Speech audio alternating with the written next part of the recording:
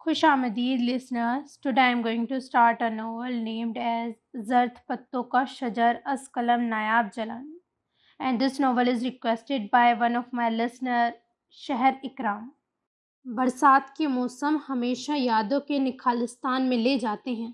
اچھی اور بری یادیں، تلخ اور شریر یادیں. روشن خان بھی یادوں کے طویل سفر پر رواں دواں تھی. وہ اس وقت پچھلے برآمدے میں کھڑی رمجھم برستی بارش کا نظارہ کر رہی تھی. اس کی نگاہیں دلے دلائے درختوں اور جھومتے سرخ گلابوں کے پودوں کو دیکھ رہی تھی. دائیں طرف کبھی زنان خانے کے باتھ روم ہوا کرتے تھے، سیلن زدہ دیواروں والے، جن کی ٹوٹی چھت میں چوہوں نے بسیرا کر رکھا تھا. اکھڑے پلسٹر، وہاں فرش پر جگہ جگہ پانی ٹھہر جاتا تھا. زنان خانے کے ان باتھ رومز میں غسل کرتے ہوئے ابکائی آنے لگتی تھی، لیکن اب ان کا نام و نشان نہیں تھا. بہت سال پہلے انہیں گرا دیا گیا تھا، پھر اس اونچی نیچی زمین کو برابر کر دیا گیا. یہاں پر اس وقت بہت بڑا چڑیا گھر بنا دیا گیا تھا. ہر طرح کے جانور چہل قدمی کرتے ہوئے موسم انجوائے کر رہے تھے. یہ چڑیا گھر اس کی چھوٹی دونوں بیٹیوں ماہی اور ماہ نور کے شوق کی وجہ سے ان کے بابا نے بنوا کر دیا تھا. کبھی یہاں کچا صحن ہوا کرتا تھا، بڑے بڑے آم کے درخت تھے. آج لش گرین گھاس سے پورا لان سجا سجایا ہوا دکھائی دے رہا تھا. اعلیٰ قسم کے پھولوں کے جھومتے پودے باہر دکھا رہے تھے. لان میں ماہی اور ماہ نور کے لیے جھولے بھی لگوائے گئے تھے. پورچ میں ایک جیپ کھڑی تھی. اس کے ایک طرف ماہی اور ماہ نور کی سائیکل بھی کھڑی تھی. ایک ہی رنگ کی یہ دو سائیکل زخام لے کر آیا تھا. یہ دونوں پچھلے صحن میں اپنے سائیکل کے شوق کو پورا کرتی تھیں. کبھی کبھی ان کے بابا مون میں ہوتے تو دونوں بچوں کو فارم ہاؤس لے جاتے. کون کہتا ہے وقت نہیں بدل سکتا؟ وقت بدل سکتا ہے. سوچ میں تبدیلی لائی جا سکتی ہے. اس کے لیے صرف ایک چیز کی ضرورت ہوتی ہے، لگن اور صبر کی. 13 سال بعد وہ ایک خوشنما جزیرے پر قدم رکھ چکی تھی. سین چینج. پیگن ہاؤس میں سمر ویکیشن کا اعلان ہوتے ہی ہوٹلز کے رومز میں کھلبلی مچ گئی. سب کی خواہش تھی کہ ہاسٹل سے نکلنے والی وہ پہلی لڑکی ہو. روشان ازبک نے جگر جگر کرتی آنکھوں سے اس دل افروز منظر کو دیکھا اور کامن روم کی طرف بڑھ گئی. وہ رات کو ہی پیکنگ کر چکی تھی. اس وقت اسے صرف ایک فون کرنا تھا. گھوڑا گلی کے ایک اسکول میں اس کی 1 سال چھوٹی بہن شانزے زیر تعلیم تھی. اس نے مس ڈائنا سے پرمیشن لے کر شانزے کو فون کیا. شانزے بھی ازبک ہاؤس جانے کے لیے بےتاب تھی. کچھ دیر بعد اس کے پاپا احمد خان ازبک کا ڈرائیور لمبی سی چمکتی گاڑی میں اسے لینے آ گیا تھا. ازبک ہاؤس میں پہنچ کر آزادی اور خوشی کے احساس نے روشانے کو فریش کر دیا تھا. وہ اسی شرساری کے عالم میں گول زینہ عبور کر کے سیکنڈ فلور پر اپنے اور شانزے کے مشترکہ روم کی طرف بڑھ گئی. اس کا سجا سجایا جگمگاتی روشنیوں میں نہایا روم بالکل ویسا ہی تھا. وہ کوٹن کا آرام دہ سوٹ پہن کر نیچے آ گئی. ماربل کے چکنے فرش پر اپنے اجلی با اعتماد باوقار انداز میں چلتی ہوئی لان کے پچھلے حصے کی طرف آ گئی. 4 عدد خوبصورت مور گھاس پر ٹہل رہے تھے. تبھی ڈرائیو وے پر ایک اور گاڑی رکنے کی آواز آئی تھی.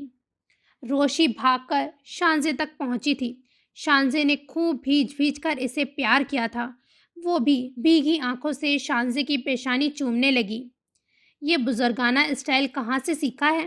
شانزے نے حیرانی سے پوچھا تھا. پاپا کو یہ مڈل کلاس کے محبت بھرے اظہار کہاں بھاتے تھے، اور نئی ممی سے ایسا کچھ سوچنا بھی حماقت تھی. روشانے مسکرائی تھی. شانزے ہنسنے لگی. مائلہ ممی اپنی شادی کے 10 سال بعد بھی ان کے لیے نئی ممی تھی. ممی پاپا کی سیکنڈ وائف تھی، حسین، اسٹائلش اور پاپا کی طرح ویل ایجوکیٹڈ. ان کی ماں بدصورت اور ان پڑھ تھی، سو پاپا کا ملال نئی ممی کو پا کر بھی کم نہیں ہوا تھا. ان کی ماں نے بدقسمتی سے پاپا کے ساتھ صرف 3 سال گزارے تھے. ممی کی وفات کے بعد مسز ڈیوڈ نے ان کی پرورش کی تھی. 4 یا 5 سال کی تھی تب پاپا ان کے لیے نئی ممی لے آئے تھے. مائلہ کا ان کے ساتھ روایتی سوتیلی ماں کا سا سلوک نہیں تھا. وہ ان سے نہ محبت جتاتی تھی نہ نفرت. پاپا کی صرف وہی 2 اولادیں تھیں، مائلا ہر سال انہیں مردہ بیٹے کا تحفہ دے کر انہیں خوب ناراض اور بیزار کر دیتی تھی۔ اس کے پاپا بہت وجیحہ آدمی تھے، اونچے لمبے گورے چٹے۔ دولت کی فراوانی خوشحالی کی وجہ سے ان کی صحت قابل رشک تھی۔ مائلا اپنے 2 بھائی جہیز میں لائی تھی جو کہ روشی اور شانزے سے 6-7 سال بڑے تھے۔ وہ دونوں برلن کے کسی کالج میں زیر تعلیم تھے۔ کافی پڑھاکو اور ذہین لڑکے تھے۔ آتے جاتے حال احوال پوچھنے کے علاوہ اسٹڈیز سے متعلق گفتگو بھی کر لی جاتی تھی۔ ولی اور سمیم کی آمد بھی قریب قریب تھی۔ شانزے طویل سفر کی وجہ سے بہت تھکی ہوئی تھی، اسی لیے کھانا کھا کر فوراً سو گئی، جبکہ روشی کو نیند نہیں آ رہی تھی۔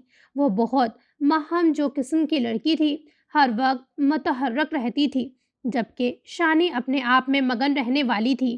وہ کھیل کود میں حصہ بھی نہیں لیتی تھی، البتہ روشی کو نئے گیمز میں دلچسپی تھی۔ وہ فٹ بال اور جمناسٹک کی شوقین تھی۔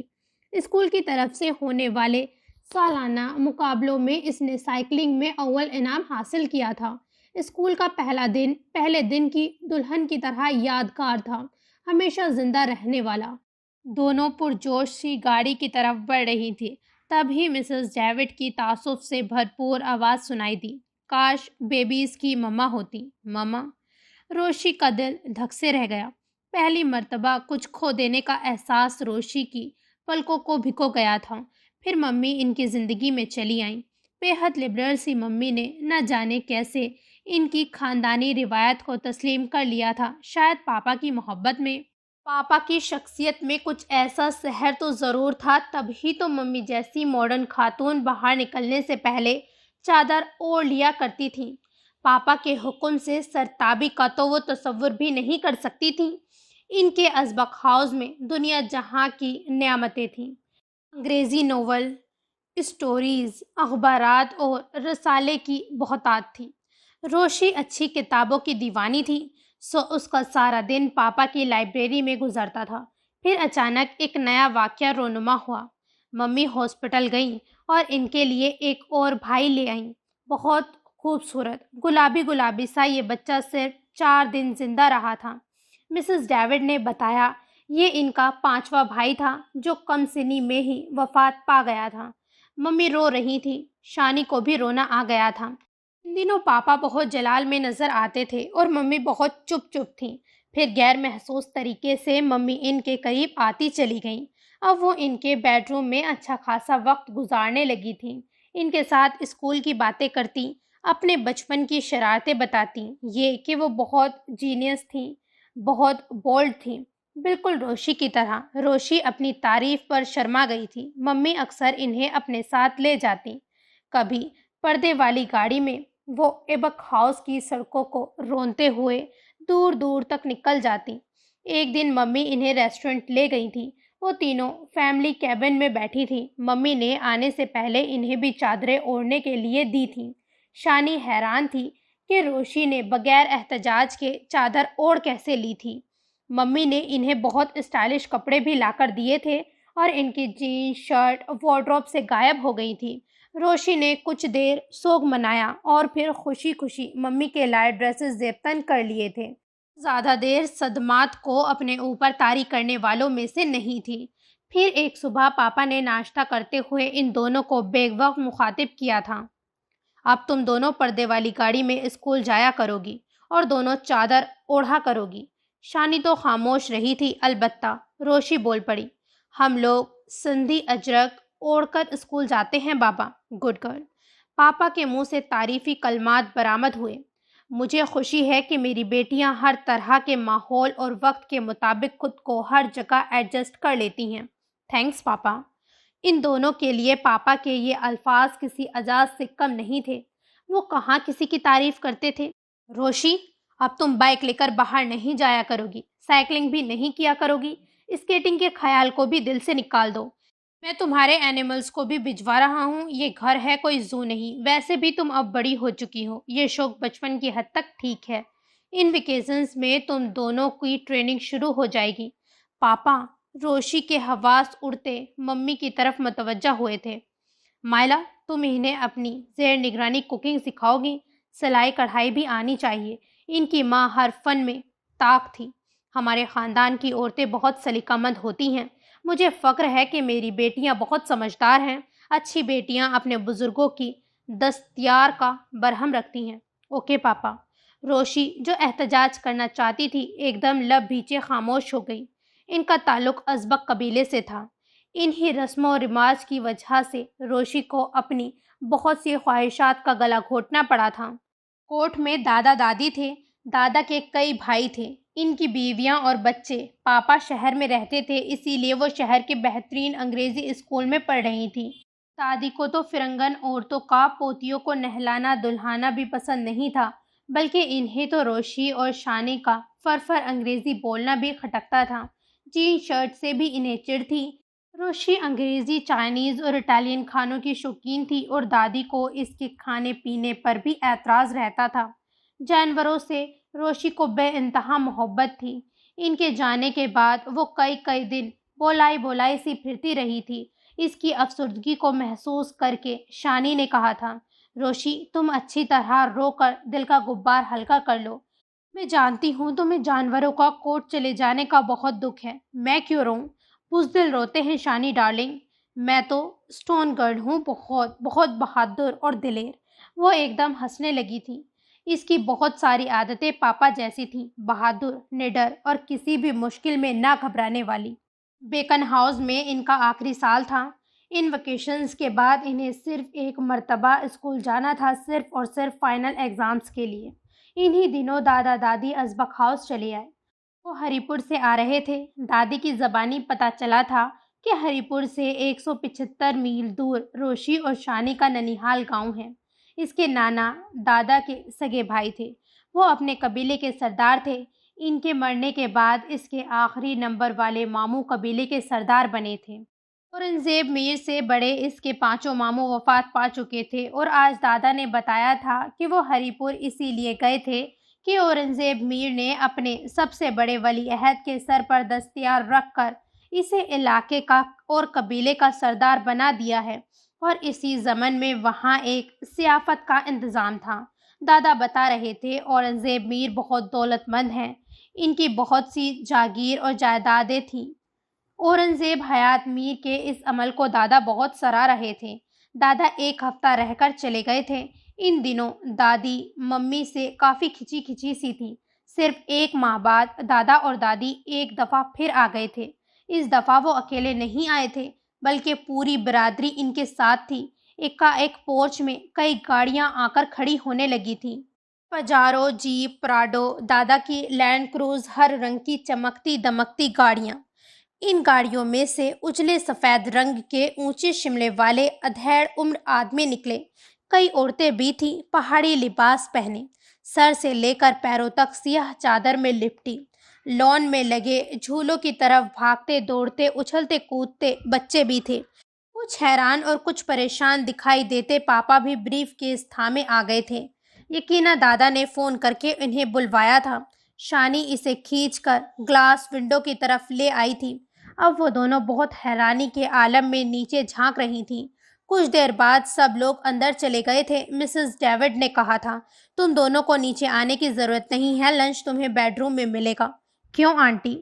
شانی خاموش تھی، مگر روشی خاموش نہیں رہ سکتی تھی۔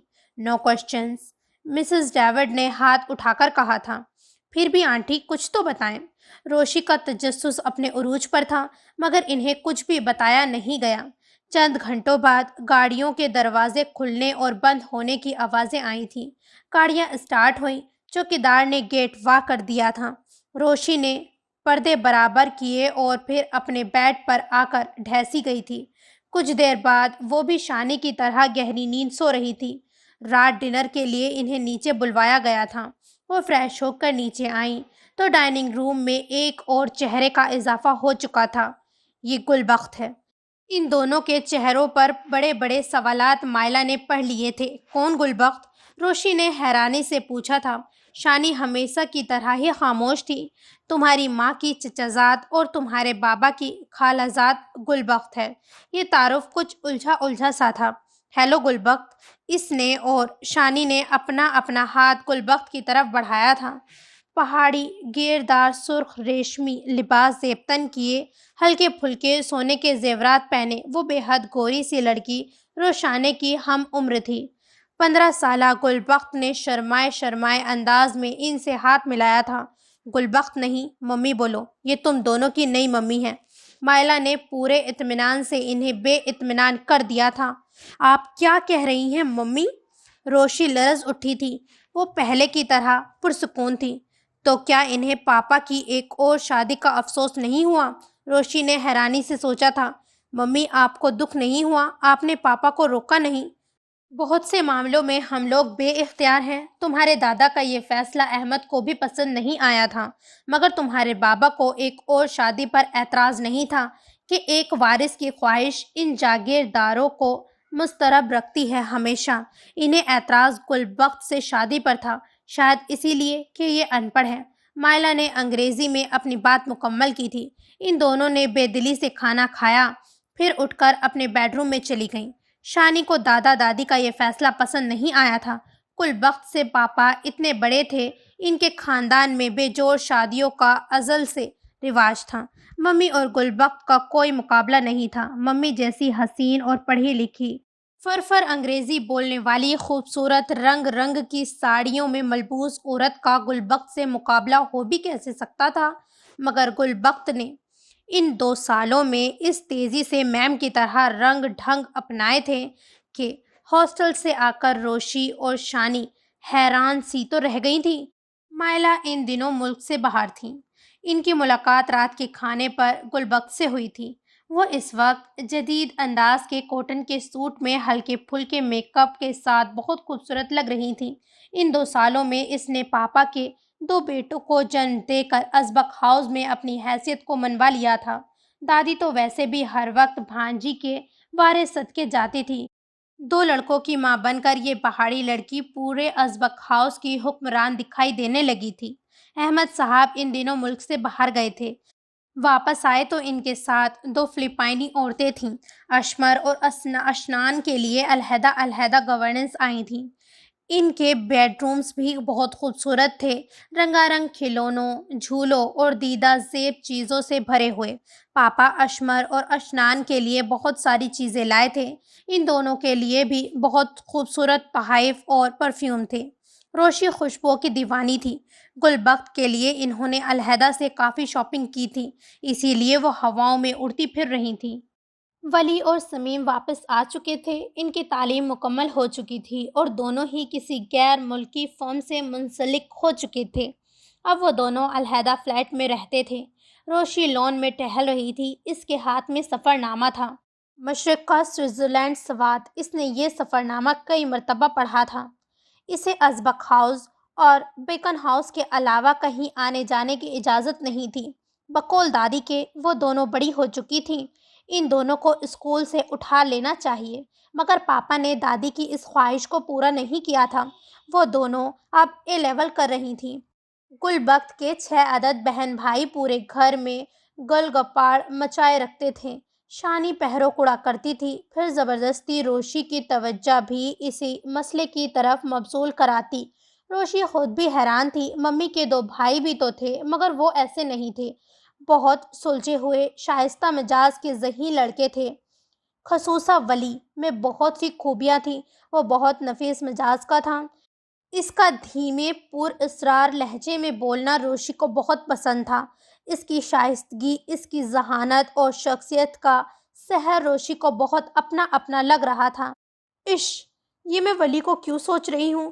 روشی نے حیرانی سے خود کلامی کی۔ روشی، روشی، شانی آوازیں دے رہی تھی۔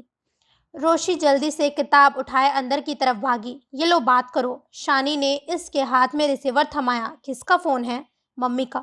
شانی میگزین اٹھا کر صوفے پر بیٹھ گئی تھی۔ اس کی آنکھیں بھیگ رہی تھیں۔ وہ دونوں ہی ممی کو بہت پسند کرتی تھیں۔ ممی، آپ کب آئیں گی؟ وہ تیسری مرتبہ پھر پوچھ رہی تھی۔ کچھ دنوں تک۔ ممی کچھ الجھی الجھی سی تھی۔ ممی، ہم دونوں آپ کو بہت مس کر رہے ہیں۔ اس کے لہجے میں محبت تھی، احترام تھا۔ میں جلدی آؤں گی۔ ممی نے اس کی ڈھارس باندھی تھی۔ تم دونوں اپنا خیال رکھنا۔ دیکھو، گلبخت سے الجھنے کی ضرورت نہیں، ممی تاکید کر رہی تھیں۔ انہیں دور بیٹھ کر بھی ان کا خیال تھا۔ پاپا کب آتے ہیں؟ ممی پاپا کسی کے لیے بھی اپنی روٹین چینج نہیں کر سکتے، روشی نے ممی کو تسلی دی تھی۔ دوسری طرف ممی شاید جھیپ گئی تھی، تبھی گلبخت اشنان کو اٹھائے چلی آئی تھی۔ تمہارے پاپا کا فون آنے والا ہے، فون رکھو، انہوں نے ضروری بات کرنی ہے۔ روشی ریسیور کرڈل پر پٹک کر دھپ دھپ کرتی ہوئی سیڑھیاں چڑھ گئی تھی۔ شام کو اشنان کو لے کر شانی کالونی کی سڑکوں پر نکل گئی۔ روشی نے ساتھ جانے سے انکار کر دیا تھا۔ وہ خرگوش کے خالی پنجرے کو دیکھ رہی تھی۔ اس پنجرے میں اب اشمر کے آسٹریلین طوطے چہک رہے تھے۔ کچھ دور گلبخت کی بکری کے بہت خوبصورت سفید بچے گھاس پر منہ مار رہے تھے۔ یہ بچے گلبخت اشنان کی پیدائش کے بعد کوٹ سے لائی تھی۔ اسے اپنی اس بکری کے بچوں سے بہت پیار تھا۔ احمد صاحب نے اس بات پر کوئی اعتراض نہیں کیا تھا۔ نہ جانے کیوں روشی کا دل اداس سا ہو گیا۔ پاپا نے مجھ سے کہا تھا یہ گھر ہے، زو نہیں، اور اب پاپا کو اس گھر میں موجود جانور نظر نہیں آتا۔ پگلی گلبخت نہ جانے کس کونے سے برآمد ہوئی تھی۔ ایسے نخرے لاڈ صرف شوہر اٹھا سکتے ہیں۔ ادھر کوٹ میں اماں ہر وقت مجھے کوستی رہتی تھیں، لڈو بکری کا بچہ کے پاس جانے نہیں دیتی تھی۔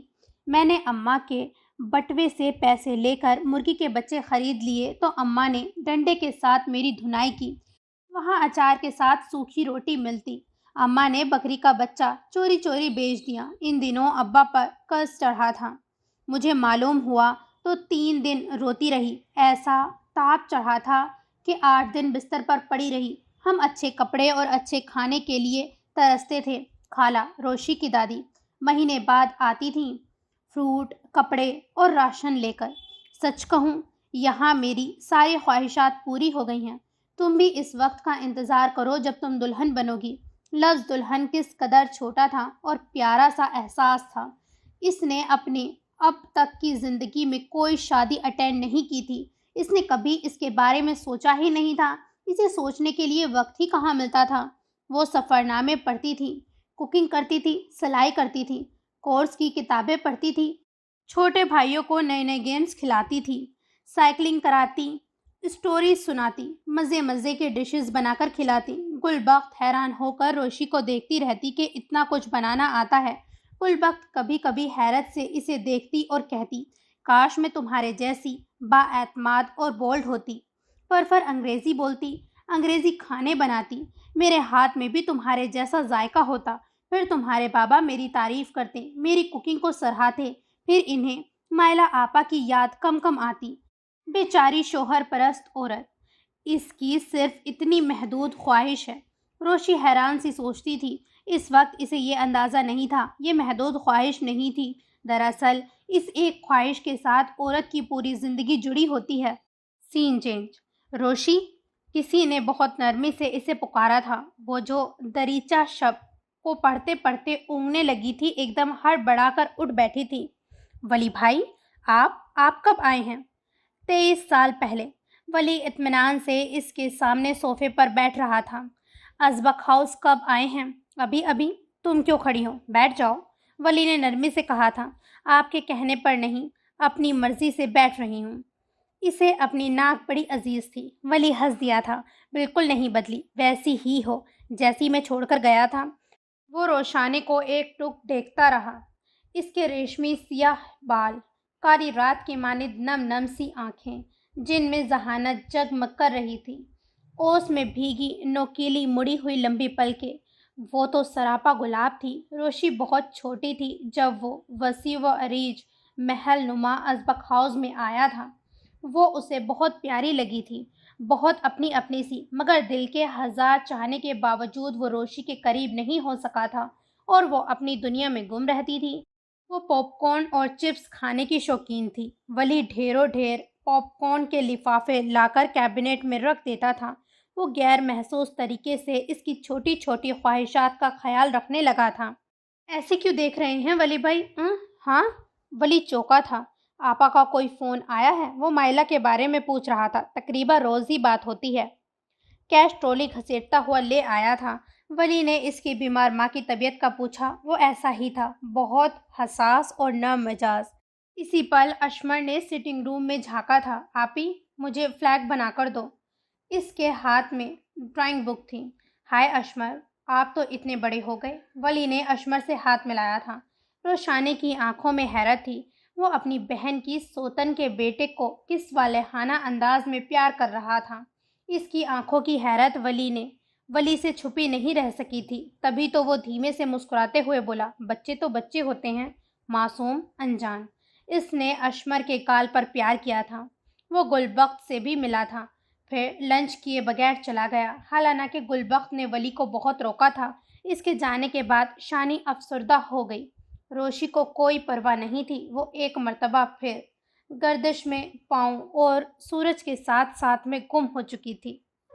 इन्हीं दिनों मायला वापस चली आई थी। मम्मी पहले से ज़्यादा स्मार्ट हो चुकी थी। वो पहले भी ज़्यादा नहीं बोलती थी, अब तो बिल्कुल खामोश हो चुकी थी। अजबक हाउस में तो गुलबख्त चहकती थी। इसने अब पहाड़ी लिबास पहनना तर्क कर दिया था। वो रेशमी नफीस शिफॉन की साड़ियाँ पहनती थी, बुटीक से स्टाइलिश सूट मंगवाती थी। टीवी देख देख कर इसे मेकअप करने का सलीका भी आ गया था। इन्हीं दिनों एक बार फिर घर में गैर मामूली सी आवाज़ें सुनाई देने लगी थीं। दादी की आमद के साथ कुछ न कुछ नया और अनोखा ज़रूर होता था। अब भी कुछ ऐसा ही हुआ था। शानी रो रही थी। इसके मुसलसल आंसू ने रोशी को चिढ़ा दिया था। क्या हुआ है, क्यों रो रही हो? रोशी ने कोई 20वीं मर्तबा पूछा था। मम्मी जा रही हैं, इसने सूसू करते हुए बताया था। कहाँ? रोशी उछल पड़ी। अभी 2 हफ्ते पहले तो वो आई हैं, इसने हैरत से पूछा था। वापस बर्लिन। शानी ने नाक रगड़ी थी। मगर क्यों? पापा ने दादी के मजबूर करने पर ये घर अशमर और अशनान के नाम कर दिया है। मम्मी को इस बात का गुस्सा है। इनकी हैसियत को चैलेंज किया गया है और वो अब अजबक हाउस में रहना नहीं चाहती। और पापा क्या कहते हैं? इन्होंने मम्मी का गुस्सा कम करने के लिए एक घर खरीद कर मम्मी के नाम किया है, मगर वो अजबक हाउस तो नहीं है ना। शानी रंजिदा सी बोली थी। अब क्या होगा शानी? रोशी भी घबरा गई थी। मम्मी से वो दोनों ही अटैच थी। दूसरे दिन इसने मम्मी को देखा था। इन्होंने नाश्ता भी नहीं किया था और इनकी आंखें सूजी सूजी थीं। दादी ने सुना तो फिर से तूफान खड़ा कर दिया, मगर मम्मी ने कुछ और ही तय कर रखा था। इन्होंने कोर्ट के जरिए अहमद साहब से खुला ले लिया और दोनों को बेलकता छोड़कर चली गई थी। मम्मी के जाने से न रोशी खुश थी न शानी। हत्ती के गुलबख्त भी चुप चुप थी। फ़कत दादी खुश थी। गुलबख्त, जिसे वो दोनों दादी के 1000 मर्तबा टोकने पर बीबी कहने लगी थी, दादी का दाया बाजू थी। दादी की खिदमतें करने के अलावा वो भी दादी की पसंदीदा हस्ती थी। गुलबख्त ने ही इन्हें एक दिन बताया था कि दादी रोशी की मम्मा यानी दादा की भतीजी से अहमद साहब की शादी करने के हक में नहीं थी। मगर दादा की जिद और फैसले से टकराना कहाँ आसान था। दादी ने इनकी मां पर जिंदगी के दरवाजे तंग करने की हर मुमकिन कोशिश की थी। इन्हीं तरह तरह की अजियतें दी। रात दिन जानवरों की तरह इनसे काम लिया जाता था। वो कोहलू के बैल की तरह जुती रहती थी। पापा शहर में रहते थे, शायद इसीलिए वो जल्द ही जिंदगी से बेजार होकर अपनी नींद सो गई थी। अहमद साहब का रवैया इनके साथ नॉर्मल था, मगर वो कम कम ही कोर्ट जाते थे। मम्मी ने बर्लिन जाकर इनसे कोई राब्ता नहीं किया था। वो दोनों लाशौरी तौर पर इनकी कॉल की मुंतजर थी। फिर एक दिन वली अजबक हाउस चला आया। इसके साथ समीम भी था। समीम भी वली की तरह बहुत सजीला था। दोनों भाई एक ही फील्ड से वाबस्ता थे। मम्मी ने महज ईंटों के इस मकान की खातिर अपनी 10 साला अज़दवाजी ज़िंदगी दांव पर लगा दी है। आपा की सोच हमेशा से खुदगर्जाना थी। वो हमेशा अपने लिए सोचती हैं। समीम ने कहा तो रोशी को बहुत बुरा लगा था। नहीं, मम्मी ऐसी नहीं थी। अब वो तुम्हारी मम्मी नहीं, किसी और की मिसेस बन चुकी हैं। सामी के लहजे में तलखी थी। वली ने सर झुका लिया था। मम्मी ने किससे शादी की है? रोशी के उठने के बाद शानी ने पूछा था। किसी पाकिस्तानी प्रोफेसर के साथ। ये जवाब समीम की तरफ से आया था। मम्मी ने ठीक फैसला किया है। वो कब तक तन्हा रह सकती थी? शानी ने अफसरदगी से कहा। इसी पर रोशी ट्रॉली घसीटती हुई आई थी। लवाजमात से भरी ट्रॉली देखकर समीम ने खुशगवार लहजे में कहा, आज मैंने लंच भी नहीं किया। सारा दिन साइट पर गुजर गया था। इस जालिम इंसान ने कुछ खाने ही नहीं दिया। मेरे हिस्से के भी 3 सैंडविच हजम किए हैं इसने। वली ने जल कर इसे देखा था।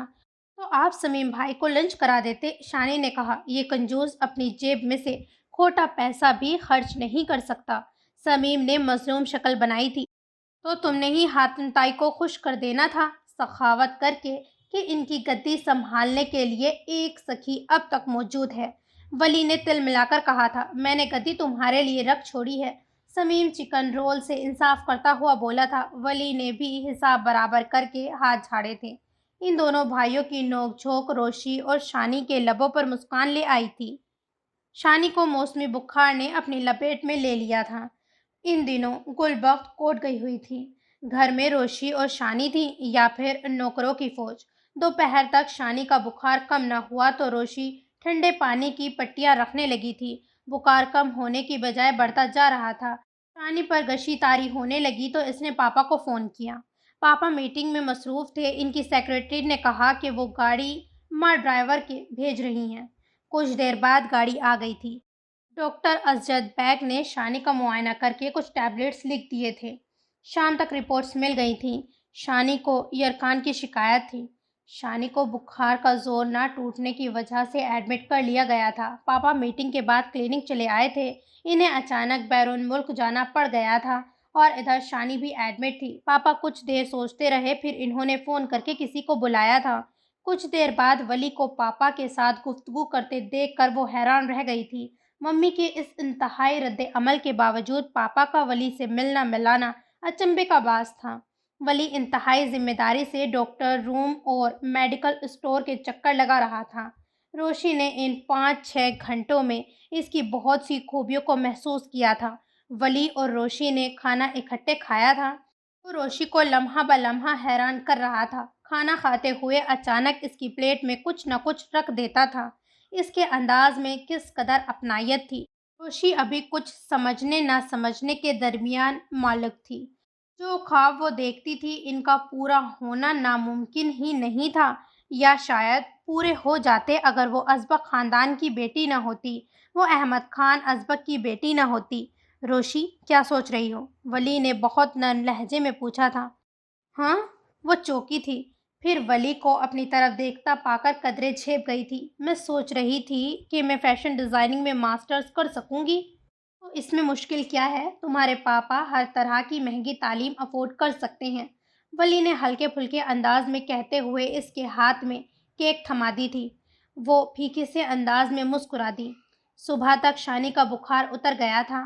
10 بجے تک وہ اسے گھر لے آئی تھی۔ گل بخت بھی آ چکی تھی اور اب شانی کو یرکان کے نقصانات کے متعلق بتا رہی تھی۔ انگریزی دوائی کھانے کی ضرورت نہیں، میں تمہیں کورٹ سے دوائی منگوا کر دوں گی۔ ہیبت خان بہت اچھا حکیم ہے۔ گل بخت ہمدردی سے شانی کا سر دباتی رہی، پھر اس کے لیے اس حکیم کا بنایا ہوا شربت لے آئی۔ شانی اس شربت کو پینا نہیں چاہتی تھی۔ روشی کا بھی یہی خیال تھا، مگر گل بخت نے زبردستی شانی کو یہ شربت پلا دیا۔ وہ جو بیماری کی وجہ سے پہلے ہی چڑچڑی سی ہو رہی تھی، شربت پی کر منٹوں میں بھلی چنگی ہو گئی۔ نہ جانے اس شربت میں کیا جادو تھا کہ پھر شانی کو ڈاکٹر اسجد بیگ کے کلینک لے کر جانے کی ضرورت پیش نہیں آئی تھی۔ دونوں حیران تھی اور گل بخت مسرور انہیں دیکھ رہی تھی۔ انہی دنوں ولی ایک بہت بڑے پروجیکٹ پر کام کر رہا تھا۔ اس کی کامیابی پر اسے مزید کئی پروجیکٹ ملنے تھے۔ یہ تمام تعمیرات پروجیکٹ بیرونی ملک کے تھے۔ سنڈے کو اس کی جرمنی کی فلائٹ تھی۔ وہاں اسے 3 اور ہوٹلز کے پروجیکٹ ملے تھے۔ یہ اس کے کیریئر کا بہترین پروجیکٹ تھا۔ روشن خان کی ہمراہی اس کی اولین خواہش میں سے ایک تھی اور وہ اسے پانے کے لیے طویل ترین انتظار بھی کر سکتا تھا۔ ابھی رات کو ہی تو ولی نے شانی کی خیریت پوچھنے کے لیے فون کیا تھا۔ فون روشی نے اٹھایا تھا اور وہ اس سے بہت دلچسپی سے جرمنی کے جانوروں کے متعلق پوچھ رہی تھی۔ اس سے وعدہ لے رہی تھی کہ وہ روشی کے لیے اعلیٰ نسل کا خرگوش یا کتا لے کر آئے گا۔ ولی حیران تھا کہ روشی کو کپڑوں جولری کا شوق نہیں تھا، اسے شاپنگ پر جانا پسند نہیں تھا۔ نہ جانے کس رو میں ولی نے اسے کہہ دیا تھا کہ روشی، میں تمہیں دنیا گھماؤں گا، اور وہ حیران تھی، پریشان تھی۔ ایسے کیسے ممکن ہے ولی بھائی؟ اس کے لہجے میں بلا کی معصومیت تھی۔ باہر جانا مشکل نہیں، اگر تمہارے پاپا چاہیں تو تمہاری یہ چھوٹی سی خواہش پوری ہو سکتی ہے۔ ولی نے اس کی آزردگی محسوس کر لی تھی۔ ہماری بہت سی ایسی خواہشیں ہیں جو پوری نہیں ہو سکتی، اسی لیے میں کسی بھی چیز کا غم نہیں کرتی۔ یہ تو اچھی بات ہے۔ ولی اس کے بلند حوصلوں کو ہمیشہ سراہتا تھا۔ اگلی شام وہ جرمنی پہنچ گیا تھا۔ وہ جلد از جلد پاکستان میں روشانے کے شایان شان گھر بنانا چاہتا تھا۔ اس کے لیے بہت زیادہ سرمایہ کی ضرورت تھی، اسی لیے وہ رات دن کی پرواہ کیے بغیر کام کر رہا تھا۔ یہ جرمنی کا شہر برلن تھا۔ وہ مائلا آپا سے ملنا چاہتا تھا، ان کے اس رد عمل کی وجہ کو جاننا چاہتا تھا۔ طلاق کا یہ انتہائی فیصلہ انہیں اس وقت کرنا چاہیے تھا جب احمد خان ازبک نے شادی کی تھی۔ اب جبکہ ان کے 2 بیٹے بھی ہو چکے تھے، یہ ڈیمانڈ کرنا کہ وہ اپنی بیوی کو چھوڑ دیں، یہ سراسر حماقت ہی تو تھی۔ وہ مقررہ وقت کے مطابق ڈنر سے پہلے ان کے فلیٹ پر پہنچ چکا تھا۔ مائلا کے نئے ہسبینڈ سے ملاقات اتفاقا نہیں ہو سکی تھی، وہ کسی ضروری کام کے سلسلے میں شہر سے باہر گئے تھے۔ رات کو فرصت ہو لینے پر مائلا آپا سے گفتگو کرنے کے بارے میں سوچا تھا، مگر وہ بھی گویا جان چکی تھی۔ تبھی پہلے ہی پیش بندی کے طور پر انہوں نے مصروف سے انداز میں کہا تھا، مجھے صبح کے لیکچر تیار کرنا ہے، تم بھی تھکے ہوئے ہو، ابھی سو جاؤ پھر بات کریں گے۔ اب مزید بھلا وہ کیا بات کرتا؟ آپا کے سرد رویے کی وجہ سے جو تلخی ابھی فی الحال وہ محسوس کر رہا تھا، رفتہ رفتہ اس کی کڑواہٹ کا اثر زائل ہونے لگا تھا۔ اس کی آنکھوں کی پتلیوں پر ایک بھولائے بھولائے معصوم سے نوخیز چہرے کا عکس نمودار ہونے لگا تھا، جس کی آنکھوں میں ستاروں کی سی چمک تھی۔ وہ کسی دھلے ہوئے تر و تازہ گلاب کی مانند تھی، شگفتہ، دل فریب اور حسین۔ وہ ہر رنگ میں بہت پاکیزہ تھی، دل نشین اور معصوم۔ ولی حقان نے یاسیت سے سوچا تھا کہ کیا احمد خان ازبک اپنی بیٹی کو ولی خاقان کے حوالے کر دیں گے؟ وہ جو ان کی سابقہ بیوی کا بھائی ہے، جسے انہوں نے بہت چھوٹی عمر میں اپنی سرپرستی میں لے لیا تھا۔ کتنے احسان تھے احمد خان کے ان پر، مگر آپا نے خان کی کسی قربانی کی احسان کو یاد نہیں رکھا تھا۔ ان دونوں بھائیوں نے اچھی اور مہنگی ترین تعلیم احمد خان کی بدولت حاصل کی تھی۔ جب مائلا نے اپنے پہلے شوہر سے طلاق لے لی تھی اور مالک مکان نے اپنا گھر خالی کروا لیا تھا، ان دنوں رشتہ دار بھی اپنے رنگ بدل چکے تھے، تب احمد خان نے ہی انہیں سہارا دیا تھا۔ مائلا احمد خان کی سیکرٹری تھی۔ پھر ایک دن انہوں نے گھر آ کر بتایا تھا کہ وہ احمد خان سے شادی کر چکی ہیں۔ صرف چند دن بعد وہ سب ازبک ہاؤس میں شفٹ ہو گئے تھے، جہاں ہر طرح کی آسائش تھی، ضروریات کی ہر چیز موجود تھی، مگر اپنائیت نہیں تھی۔ آپا کے پاس ان کے لیے وقت نہیں رہا تھا۔ مائلا نے اپنا تعلیمی سلسلہ دوبارہ جوڑ لیا تھا۔ 10 سال بعد آپا کی احمد خان سے علیحدگی کم از کم اس کا ذہن قبول نہیں کر رہا تھا۔ انہی سوچوں میں گم وہ نیند کی وادی میں اتر گیا تھا۔ صبح جب اس کی آنکھ کھلی تو وہ یونیورسٹی جا چکی تھی۔ فریش ہونے کے بعد اس نے ناشتہ کیا، پھر اچانک ہی اس کے دل میں شدید خواہش ابھری تھی کہ وہ روشانے سے بات کرے۔ اس کی انگلیاں ازبک ہاؤس کا نمبر ڈائل کرنے لگی تھیں۔ فون روشی نے ہی اٹھایا تھا۔ ولی بھائی؟ روشی کی نیند ایک دم سے غائب ہو گئی تھی۔ کیسے ہیں ولی بھائی؟ کب آئیں گے؟ روشی نے چھوٹتے ہی پوچھا تھا۔ ابھی فی الحال تو بہت کام ہے۔ وہ اسے اپنے کام کی تفصیل بتانے لگا تھا۔ اچھا تو پھر آپ میرے لیے ہومنگ برڈ لے آئیے گا۔ ہومنگ برڈ؟ یہ کیا چیز ہے؟ ولی حیران ہوا تھا۔ یہ چیز نہیں، پرندہ ہے، دنیا کا سب سے چھوٹا پرندہ۔ روشی اب اسے پرندوں کی نسل کے بارے میں بتانے لگی تھی۔ شاید اسے ایک بہترین سامع کی ضرورت تھی جو اس کی گفتگو کو بڑے شوق اور تحمل سے سنتا رہتا اور قطعی بور نہ ہوتا۔ یہ بہت خوبصورت پرندہ ہے۔ روشی کو سارے جانور خوبصورت ہی لگتے تھے، وہ غلیظ سا ڈینی بھی۔ ولی نے مسکراتے ہوئے سوچا تھا، روشی کہہ رہی تھی یہ پرندہ ایک جگہ رک کر پرواز کر سکتا ہے، پیچھے کی جانب بھی اڑ سکتا ہے، پرواز کے دوران اپنے پروں کو پھڑ پھڑاہٹ سے گنگنانے کی آواز پیدا کرنے کی صلاحیت رکھتا ہے۔ ولی تصور سے روشی کے جگمگ کرتے چہرے کو دیکھ رہا تھا۔ کاش ولی بھائی میں بھی ایک پرندہ ہوتی، جہاں مرضی پرواز کرتی، وہ حسرت سے کہہ رہی تھی۔ نہ ویزے کی بھاگ دوڑ کرنا پڑتی، نہ پاسپورٹ کی جھنجٹ میں وقت اور پیسہ برباد کیا جاتا، نہ سرحدوں پر چیکنگ جیسی جھنجھلاہٹ کا شکار ہونا پڑتا۔ ولی نے اس کی رنجیدگی محسوس کر کے ہلکے پھلکے انداز میں کہا تو وہ کھلکھلا کر ہنس پڑی تھی۔ اچھا یہ بتاؤ کالج کیسا جا رہا ہے؟ پھر وہ کافی دیر روشی سے ہلکی پھلکی باتیں کرتا رہا تھا۔ اس کی طبیعت ایک دم سے فریش ہو گئی تھی۔ سین چینج۔ तुमने मेरा पर्स छीना है। वो जो कोई भी थी बहुत तेजी से इससे टकराई थी। वली ने मुड़कर इस लड़की की तरफ देखा था जो फूली सांसों समेत चीख रही थी। क्या बकवास है, वली गुस्से से पूछने लगा था। वो अभी अभी बैंक से करेंसी चेंज करवा करके बाहर निकला था जब ये फजूल अंग्रेज लड़की इससे टकरा गई थी। तुमने मेरा पर्स छीना है, वो लड़की एक मर्तबा फिर चिल्लाई थी। बको मत, वली दहाड़ा था। लम्हे के 1000वें हिस्से में वो समझ चुका था कि ये लड़की सिर्फ पैसे हासिल करने के लिए ड्रामा कर रही है। यूरोप में ऐसे फ्रॉड मामूल की बात थे। तुम्हारा वॉलेट इस वक्त मार्क से भरा हुआ है। कहाँ से लाए हो तुम इतने नोट? अभी फ़ौरा मेरी रकम लौटा दो मुझे, वरना पुलिस को बुला लूँगी। वो उस काम में माहिर थी। पुलिस की धमकी तो इन लोगों की नोक ज़बान पर मचलती रहती थी। हटो मेरे रास्ते से, वली ने नागवारी से कहा था। मेरी रकम दो। वो भी कोई ढीठों के ख़ानदान से थी। ये ड्रामा किसी और के सामने करना, मैं इन दाव पेच से अच्छी तरह वाकिफ़ हूँ। किसी और को उल्लू बनाओ, वली तल्खी से कहते हुए आगे बढ़ने लगा था। वो लड़की भी भागती हुई इसके बराबर चलने लगी। प्लीज़ मुझे थोड़े से पैसे दे दो।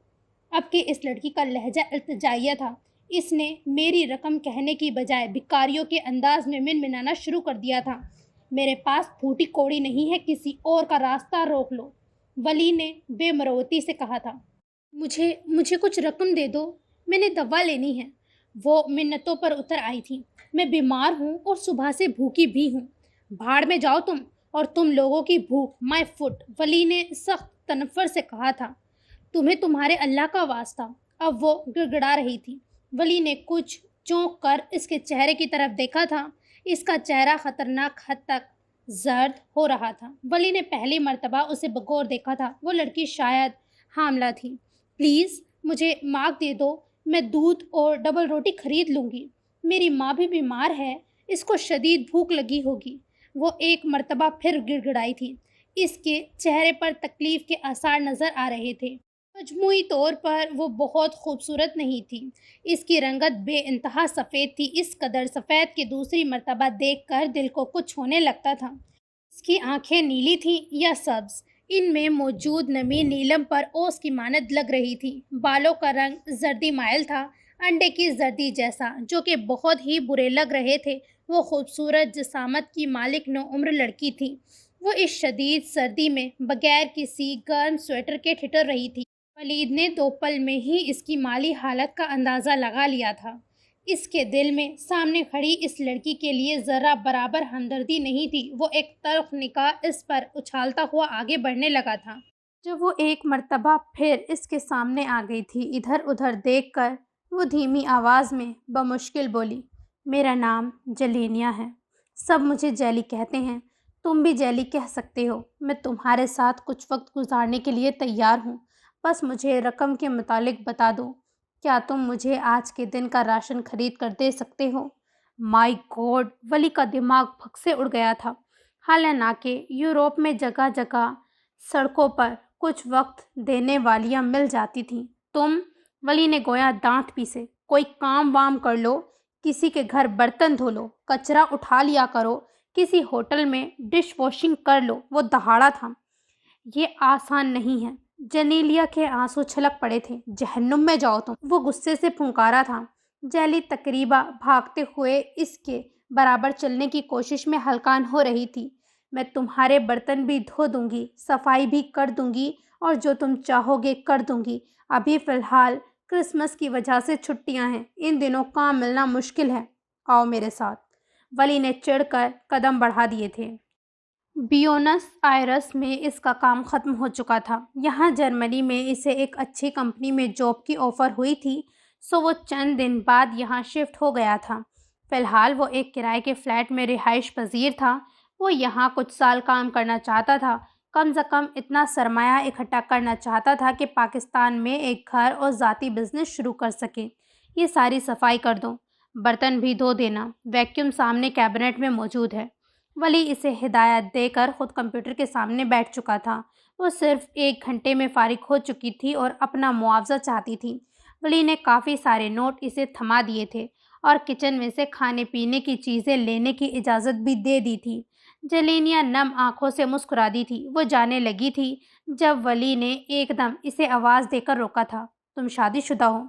کچھ سوچ کر ولی نے غیر ارادی طور پر پوچھ لیا تھا۔ کچھ پل اسے دیکھتی رہی تھی، شاید سوچ رہی تھی کہ اسے کیا بتائے، پھر تلخی سے بولی تھی، نو، جاؤ تم، ولی نے ناگواری سے کہا تھا۔ اس پل ولی کو اس لڑکی پر شدید غصہ آیا تھا۔ وہ لیٹن ہیوٹ کے فارم میں لائن میں کھڑی اپنی باری کا انتظار کر رہی تھی۔ لیٹن ایک فشرمین تھا۔ یہاں سے ارد گرد کے دیہاتوں کے لوگ اور چھوٹے پیمانے پر مچھلی بیچنے والے کم ریٹ پر مچھلی خریدتے تھے۔ اس کی پڑوسن مارٹی بھی آئی تھی، وہ بھی مچھلی بیچنے کا کام کرتی تھی۔ اس نے ہر قسم کی مچھلی خریدی تھی۔ اب وہ جھینگے خرید رہی تھی۔ مارٹی کے پاس اتنی رقم تھی کہ وہ اتنی مہنگی مچھلی خرید سکتی تھی۔ جیلی کا ارادہ ٹرف لوبسٹر خریدنے کا تھا۔ اس کے پاس صرف اتنی ہی رقم تھی کہ وہ کیکڑے کا گوشت خرید سکتی۔ یہ گوشت اس نے 3 بلاک گھوم کر بیچنا تھا اور صرف 3 ماہ معاوضے کے طور پر ملنا تھا۔ اس کی ابھی سے ٹانگیں مسلسل کھڑے ہونے کی وجہ سے شل ہو رہی تھیں اور ابھی اسے پیدل چل کر واپس بھی جانا تھا۔ کیکڑے کا گوشت مغرب میں بڑی لذیذ ڈش سمجھی جاتی ہے۔ پہلے پہل وہ لوبسٹر اور پرونز کے سینڈوچ بیچا کرتی تھی۔ کرسٹل گرلڈ فش بناتی تھی، مگر ماں کی بیماری کی وجہ سے یہ کام بالکل ٹھپ ہو کر رہ گیا تھا۔ اب اس نے مچھلی بیچنے کا کام شروع کیا تھا اور اسے یقین تھا کہ یہ کام بھی چند دن تک ہی چل سکے گا۔ زیادہ دیر تک چلنا اس کے لیے بہت مشکل تھا۔ اس کی کمر اور ٹانگیں درد کی وجہ سے اکڑنے لگی تھی، پیروں میں ورم آ جاتا تھا۔ وہ ماں بننے کے مرحلے سے گزر رہی تھی۔ یہ تجربہ کس قدر مشکل اور اذیتناک تھا۔ یہ بچہ جو کہ اس کی مرضی کے خلاف دنیا میں آ رہا تھا، جسے ختم کرنے کے متعلق جیلی نے کئی مرتبہ سوچا تھا، مگر عمل کا مرحلہ بہت مشکل تھا۔ آدھا گھنٹہ مزید انتظار کرنے کے بعد اس کی باری آ ہی گئی تھی۔ لیٹن ہیوٹ نے ہمیشہ کی طرح اسے للچائی نظروں سے دیکھا تھا۔ وہ دل ہی دل میں اسے گالیوں سے نوازنے لگی تھی۔ واپسی پر گوشت کا تھیلا اٹھائے، کمر درد بھلائے وہ تیز تیز قدموں سے چل رہی تھی۔ 3 بلاک گھومنے کے بعد اور بھاؤ تاؤ کرنے میں اس کا دماغ پلپلا ہونے لگا تھا، اور جب نوٹ گننے کی باری آئی تو اس کا دل دھک سے رہ گیا تھا۔ وہ چند مارک کے نوٹ لے کر ایک چھوٹے سے یوٹیلیٹی اسٹور میں گھس گئی تھی۔ سرف، دالیں، چاول خریدنے کے بعد پیسے ختم ہو چکے تھے اور وہ مرے مرے قدم اٹھاتی ہوئی بس کے ذریعے گھر چلی آئی تھی۔ وہ جس علاقے میں رہائش پذیر تھی وہاں زیادہ تر سبزی فروش خاکروب وغیرہ رہتے تھے۔ اس کی ماں بھی خاکروب تھی، مگر جیلی کو اس کام سے کراہیت آتی تھی۔ وہ گھر میں داخل ہوئی تو ماں اسے دیکھتے ساتھ ہی چلانے لگی تھی، کیا خرید کر لائی ہے؟ یہ دالیں، سرف اور چاول میں کیا کھاؤں گی؟ وہ جیلی کے ہاتھ میں موجود تھیلے کو دیکھ کر چلانے لگی تھی۔ ممی چلاؤ مت، جیلی نے ناگواری سے کہا تھا، پھر ایک چھوٹے سے شوپر کو ماں کی طرف اچھال کر بولی تھی، کھاؤ مرو، تم تو صرف کھانے کے لیے ہی زندہ ہو۔ او، پنیر کے سینڈوچ، کیک، نگیٹس۔ ممی شوپر میں سے اپنی پسندیدہ چیزوں کو نکلتے ہوئے خوش ہو رہی تھیں۔ جیلی نے تلخی سے اس منظر کو دیکھا تھا اور میٹرس پر دراز ہو گئی تھی۔ وہ سوچ رہی تھی کہ اب کل کا دن کیسے گزرے گا۔ اس کے پاس پھوٹی کوڑی بھی نہیں تھی، ساری رات سوچوں کے بھنور میں گزر چکی تھی۔ صبح وہ ایک فیصلہ کر کے نہانے کے لیے واش روم میں گھس گئی تھی۔ 2 گھنٹے بعد ایک مرتبہ پھر وہ ولی کے گیٹ کے سامنے تھی۔ تم؟ ولی کو اسے دیکھ کر حیرت کا شدید جھٹکا لگا تھا۔ تمہیں پھر سے روپیے چاہیے ہوں گے؟ نہیں، مجھے کام چاہیے، جیلی نے پھر پہلی مرتبہ اعتماد سے کہا تھا۔ آئی ایم سوری، مجھے میڈ کی ضرورت نہیں، وہ رکھائی سے بولا تھا، مگر مجھے کام کرنا ہے تو کہیں بھی جا کر کرو، اس کنڈیشن میں زیادہ مشقت نہیں کر سکتی، وہ رسان سے کہنے لگی تھی، گویا اسے ولی کے غصے کی قطعی پرواہ نہیں تھی۔ تمہیں میڈ کی جاب کہیں بھی مل سکتی ہے، نیوز پیپر پڑھا کرو، ولی نے ناگواری سے کہا تھا۔ میں یہاں اطمینان سے کام کر سکتی ہوں، کہیں اور جاب کرنے میں میرے لیے دشواری ہے۔ تم مجھے اچھے لگے ہو، تم میں بہت سی اچھی عادتیں ہیں۔ مسئلہ کیا؟ ولی کو صاف محسوس ہو رہا تھا کہ وہ خوشامد کر رہی ہے۔ تم اچھے انسان ہو۔ جیلی کو سمجھ نہیں آ رہا تھا کہ وہ اس کی خوبیاں کیسے بیاں کرے۔ تم کیریکٹر لیس نہیں، وہ نگاہ چرائے دھیمی آواز میں کہہ رہی تھی، جبکہ ولی ششدر سا اسے دیکھنے لگا۔ سین چینج، تم آج لنچ میرے یہاں کرنا، مائلا فون پر اس سے کہہ رہی تھی۔ میں بزی ہوں، شاید آج نہ آ سکوں۔ ایسے بھی کیا مصروفیات، صرف آدھا گھنٹے کے لیے ہی آ جانا، مائلا نے اصرار کیا تھا۔ نہیں آپا، بہت کام ہے۔ کیا کارخانے فیکٹریاں لگانے ہیں؟ مائلا نے ہنس کر کہا تھا۔ یہی سمجھ لیں، وہ مبہم سا بولا تھا۔ بلند لوگ بلند خواب ہی دیکھتے ہیں۔ آپ کو کس نے بتایا ہے کہ میں بہت بلندی کے خواب دیکھتا ہوں؟ اس کا لہجہ چپتا سا تھا۔ تمہارے چہرے پر لکھا ہے، تمہاری آنکھیں بتاتی ہیں، ایسے ہی تو ازبک ہاؤس کے چکر نہیں لگتے۔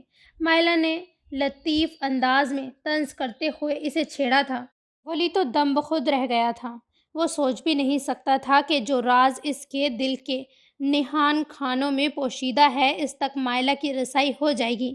ایسی کوئی بات نہیں۔ وہ چاہ کر بھی لہجے کو بے پرواہ نہیں بنا سکا تھا۔ ہم سے کیا پردہ داری؟ مائلا ہنس رہی تھی۔ ولی نے غصے کے عالم میں فون پٹک دیا تھا۔ بھی وہ انہی سلگتی سوچوں میں گم تھا جب فون کی گھنٹی پھر سے بجنے لگی تھی۔ ولی نے CLI کی اسکرین پر جگمگاتے نمبر کو دیکھا اور حیران رہ گیا۔ ازبک ہاؤس کا نمبر تھا۔ اس کا دل ایک نئی لے پر دھڑکنے لگا تھا۔ اس کے گمان میں بھی نہیں تھا کہ روشی اسے فون کرے گی۔ ولی بھائی، ہیلو ہیلو، آپ سن رہے ہیں؟ روشی کی آواز اسے سوچوں کے بھنور سے کھینچ لائی تھی۔ ہاں روشی، بولو، میں سن رہا ہوں۔ ولی بھائی، آپ نے واپس نہیں آنا؟ کیوں؟ ولی کا دل دھڑکنے لگا تھا۔ آپ نے مجھ سے ایک وعدہ کیا تھا۔ روشی اسے کچھ یاد دلانا چاہ رہی تھی۔ کون سا وعدہ؟ وہ ایک پل کے لیے سب کچھ بھول گیا تھا۔ آپ کو کچھ یاد نہیں؟ نہیں تو پھر یاد دلانے کا کیا فائدہ ہے؟ مجھے سب یاد ہے روشی۔ ولی اسے زیادہ دیر خفا نہیں کر سکتا تھا۔ اچھا، وہ ایک دم سے خوش ہو گئی تھی۔ تو پھر آپ کب آئیں گے؟ ابھی تو یہاں بہت کام ہے اور میں بہت سے پیسے جمع کرنا چاہتا ہوں روشی۔ نہ جانے کس رو میں بہک کر وہ کہتا چلا گیا تھا۔ کیوں؟ اتنے ڈھیر پیسوں کا آپ کیا کریں گے؟ آپ کیا پاپا جیسا بننا چاہتے ہیں؟ پھر تو ہم ولی بھائی کو ڈھونڈتے ہی رہ جائیں گے۔ مجھے ایک گھر بنانا ہے جس کا لان بہت وسیع ہوگا، جس میں گارلینڈ، ہولی ہوک، پوپی، میری گولڈ اور ٹیولپ کے بے شمار پودے ہوں گے۔ ان پر رنگ برنگے پھول لگیں گے۔ لان میں ایک طرف بہت بڑا زو ہوگا، سنہری ہرن کے بچے ہوں گے، بہت سے مور ہوں گے۔ چھوٹا سا تالاب بناؤں گا جس میں بطخیں سوئمنگ کریں گی۔ کتنا خوبصورت ہوگا آپ کا لان، روشی خواب کی کیفیت میں کہہ رہی تھی۔ اس کی آنکھوں میں ننھے ننھے سے دیے جگمگ کر رہے تھے، گویا وہ اس خوبصورت لان کو چشم صورت سے دیکھ رہی تھی۔ فون بند ہو چکا تھا، مگر ولی ایک خواب کی سی کیفیت کے زیر اثر تھا۔ اس سنہرے طلسم کو جیلی کی آمد نے توڑ دیا تھا۔ تم پھر آ گئی ہو؟ ولی غصے سے پھنکارا تھا۔ مجبوری ہے، مجھ سے مچھلی بیچنے کا کام نہیں ہوتا۔ ایک تو مچھلی کی بو، ان دنوں ویسے بھی جیلی کا جی ہر وقت متلاتا رہتا تھا۔ بھاگو یہاں سے۔ ایک دن نیکی کی تو تم تو گلے ہی پڑنے لگی ہو۔ گلے کہاں پڑی ہوں، 7 فٹ دور تو کھڑی ہوں، جیلی نے ناراضی سے جتایا تھا۔ تم آخر چاہتی کیا ہو؟ ولی جج ہو اٹھا تھا۔ تمہاری ہاؤس کیپر بن جاتی ہوں، مناسب سا معاوضہ دے دینا۔ مجھ سے گلی گلی گھوما نہیں جاتا۔ جیلی نے گویا التجا کی تھی۔ میں اپنے کام خود کر سکتا ہوں، ہاتھ سلامت ہیں میرے، اور اتنا امیر نہیں ہوں کہ میں ہاؤس کیپر افورڈ کر سکوں۔ وہ تنک کر بولا تھا۔ تم جتنا افورڈ کر سکتے ہو اتنے ہی روپے دے دینا۔ آئی ایم سوری، تم کسی اور کا گھر دیکھ لو۔ وہ قطعی اس کی التجا سے متاثر نہیں ہوا تھا۔ ہم جیسوں کو کام مشکل سے ملتا ہے۔ جیلی رو دینے کو تھی۔ کیا مطلب؟ اس نے بھوئیں اچکائی تھیں۔ ممی اور میں ترکی سے آئے ہیں۔ 10 سال پہلے ممی نے ایک انگریز سے شادی کر لی تھی، پھر ہم لوگ برلن آ گئے۔ تو ابھی تک اللیگل ہو، چوری چپ کے کام کرتی ہو؟ ولی گویا ساری بات سمجھ چکا تھا۔ نہیں، ایسی بات نہیں، پیپرز کلیئر ہیں۔ مگر وہ کچھ ہچکچا کر خاموش ہو گئی۔ مگر کیا؟ ولی مشکوک نظروں سے اسے گھورنے لگا تھا۔ ممی غلط قسم کا کام کرتی تھی۔ یہ لوگ غیر ملکیوں کے ساتھ اچھا سلوک نہیں کرتے۔ پولیس آئے دن کے چھاپوں اور انکوائری کی وجہ سے ممی کا کام ٹھپ ہو گیا تھا۔ پھر ممی نے ایک بلڈنگ میں فلیٹ کرائے پر لے لیا اور اپنا کام دوبارہ شروع کیا، مگر اس کام میں بھی ممی کو پروفٹ نظر نہیں آیا۔ ممی شراب نوشی کی وجہ سے بیمار ہو گئی تھی، تبھی مجھے کام کرنا پڑا۔ اس نے سچ بتانے کا فیصلہ کر لیا تھا۔ تو میں کیا کروں؟ پورا قصہ سن کر ولی کا دل کچھ اور بھی برا ہو گیا تھا۔ اس نے بازو سے پکڑ کر جیلی کو گھسیٹا اور دروازے سے باہر دھکا دے کر بولا تھا، آئندہ مجھے تم دوبارہ نظر آئیں تو پولیس کو بلا لوں گا۔ آخری کوشش کے طور پر وہ لیٹن ہیوٹ کے فارم پہ چلی آئی تھی۔ اس کی توقع کے برعکس لیٹن ہیوٹ نے ادھار مچھلی دے کر جیلی کو شرمسار کر دیا تھا۔ وہ خوشی خوشی ٹراوٹ کا بھاری بھرکم تھیلا اٹھائے واپسی کے لیے چل دی تھی۔ 3 سیکٹر گھوم کر گھر گھر مچھلی کے خریداروں کے در کھٹکھٹاتی جیلی بہت نڈھال ہو چکی تھی۔ اس کی سانسیں پھولنے لگی تھیں، چہرے پر پسینے کے قطرے نمودار ہونے لگے تھے۔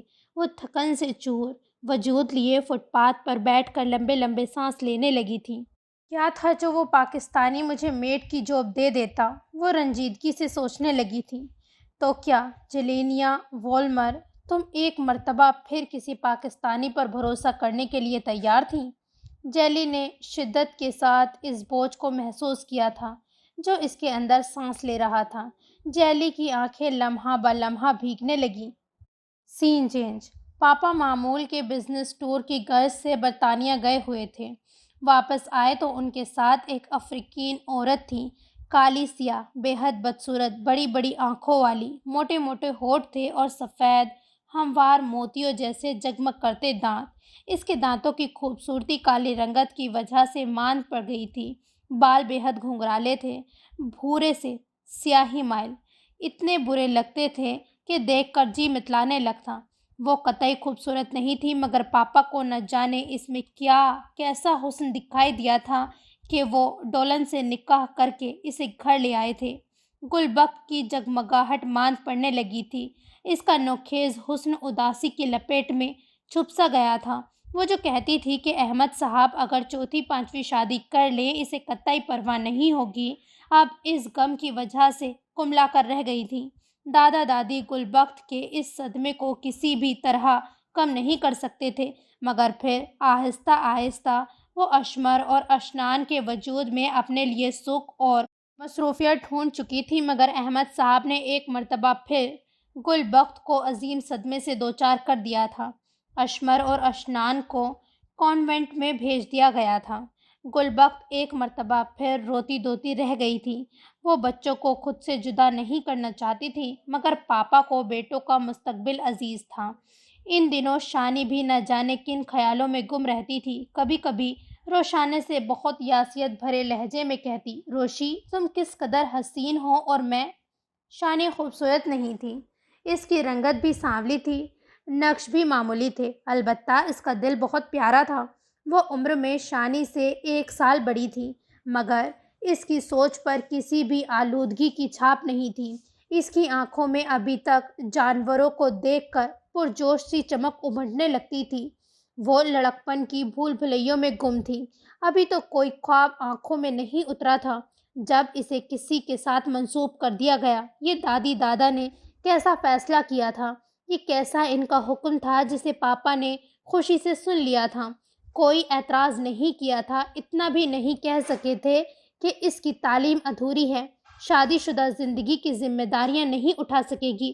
مگر ان کے خاندان میں عورت کے جذبات و احساسات کا خیال رکھا ہی کب جاتا تھا؟ عورت تو ان لوگوں کے نزدیک ربڑ کی گڑیا تھی جسے توڑ مروڑ کر اپنی پسند کے سانچے میں ڈال لیا جاتا ہے۔ اے لیول کے فائنل ایگزامز کے بعد اس کی شادی طے کر دی گئی تھی۔ دادی تو اتنا پڑھانے کے حق میں نہیں تھی۔ انہیں یہی خوف ہمیشہ جکڑے رہتا تھا کہ فرفر انگریزی بولنے والی ان کی یہ پوتی کالج میں جا کر کوئی نہ کوئی چن نہ چڑھا لے، پھر وہ لوگ کسی کو منہ دکھانے کے قابل ہی نہیں رہیں گے۔